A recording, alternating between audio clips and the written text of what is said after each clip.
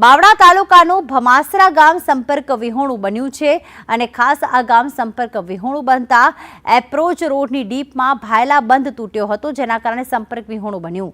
પાણી ફરી વળતા સરલા ગામ સંપર્ક વિહોણું બન્યું. આ ઉપરાંત લગદાણા, રાણેસર, અમીપુરામાં પણ પાણી ઘૂસ્યા. કલ્યાણગઢમાં લોકોના ઘરોમાં પાણી ઘૂસ્યા.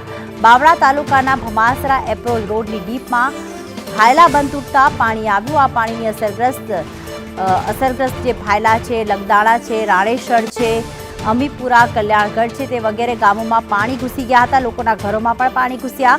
સરલા ગ્રામનો સંપર્ક વિહોણું થઈ ગયું છે. બાવળા તાલુકાનું ભમાસરા ગામ પણ સંપર્ક વિહોણું બન્યું.